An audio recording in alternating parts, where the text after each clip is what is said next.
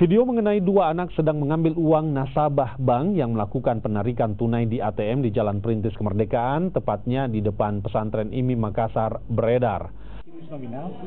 Kenapa uang keluar? Karena memang video tersebut viral dan menjadi perbincangan netizen lantaran para korban tak menyadari uangnya diambil dua anak yang diketahui gelandangan itu. Dalam video rekaman kamera pemantau atau CCTV ATM BRI, tampak dua wanita masuk ke ATM, namun dua anak perempuan itu mengikuti dan mendampingi nasabah yang sedang melakukan penarikan tunai.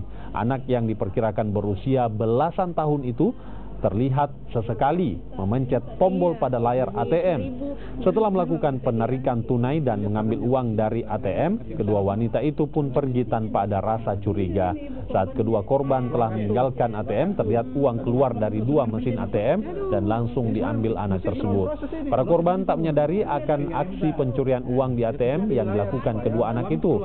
Saldo di rekening para korban berkurang hingga ratusan ribu rupiah. yang korban pertama ini diambil dari belakang.